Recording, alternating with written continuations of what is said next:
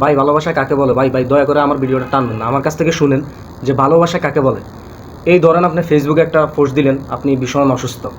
তো আপনি অসুস্থ হওয়ার পরে দেখবেন নানান রকমের ভাই বারাদার, বন্ধু বান্ধব, আত্মীয় স্বজন সবাই আইসা আপনার কমেন্ট বক্সে লিখবে ফি আমানিল্লাহ, তোমার জন্য দোয়া রইল, আল্লাহ তোমার সুস্থতা দান করুক, আল্লাহ তোমাকে পরিপূর্ণ সুস্থতা দান করুক।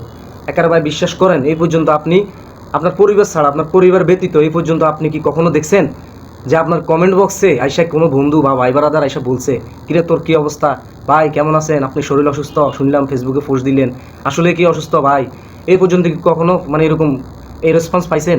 বা কন্ট্যাক্ট নাম্বারে কেউ ফোন দিয়ে খোঁজখবর নিছে, কিরে ফেসবুকে শুনলাম একটা পোস্ট দিলি যে তুই তোর জ্বর, আমি খুব অসুস্থ, জ্বর বললি, এখন কি অবস্থা শরীরে, ডাক্তার দেখাইছিস, কী অবস্থা? ভাই বিশ্বাস করেন, আপনি এই ভালোবাসা টাকা দিয়ে কখনো কিনতে পারবেন না। আপনার বন্ধু বান্ধব বিপদে পড়ছে, আপনি তাদেরকে টাকা পয়সা দিলেন, স্বার্থপর বন্ধু মনে করেন টাকা পাওয়ার পর ভুলে যাবে।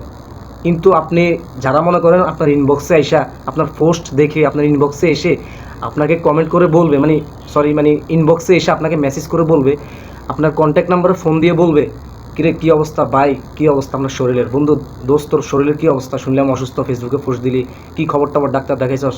বিশ্বাস করেন ভাই, কেউ যদি আপনারে এইভাবে যদি আপনাকে আপনার খোঁজখবর নেয়, তা আপনি মনে করেন ওই মানুষগুলো আপনাকে সত্যিই ভালোবাসে, একবারে সত্যি আপনাকে মন থেকে ভালোবাসে। কমেন্ট বক্সে কিন্তু দেখেন, আপনাকে যারা ফেসবুকে চিনে এমনি কিন্তু আপনার ফ্রেন্ড বা আপনার কোনো ভাই ব্রাদার না, তারাও দেখবেন লিখবে দোয়া রইল ভাইয়া আপনার জন্য, বা অনেকে বলবে, কিন্তু কেউ আপনার কন্ট্যাক্ট নাম্বারে কিংবা আপনার ইনবক্সে কোনো দিনও মানে মেসেজ করছে এরকম দেখছেন?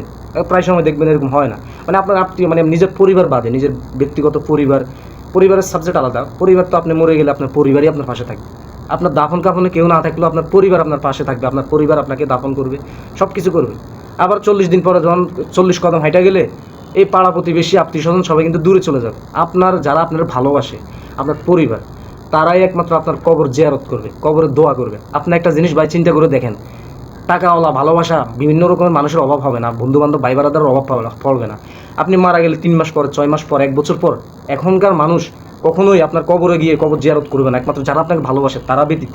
যারা আপনাকে ভালোবাসে তাদের জন্য দুনিয়াতে আপনি কিছু করে না গেলেও তারা দেখবেন আপনার কবরে গিয়ে অন্তত আপনার জন্য দোয়া করবে, যাতে সবসময় আপনার জন্য দোয়া করবে। তা আসলে ভাই প্রাকৃত ভালোবাসা খুঁজতে হলে এই যে আপনার ফেসবুকে একটা পোস্ট দিলেন, ওইখান থেকেই আপনি পেয়ে যাবেন যে আসলে কন্ট্যাক্ট নাম্বারে কে ফোন করলো, মেসেঞ্জারে কে খোঁজ খবর নিল, ওইটাই হচ্ছে আসলে প্রাকৃত ভালোবাসা। এটাকেই বলে ভালোবাসা ভাই, এটাই ভালোবাসার মানুষ।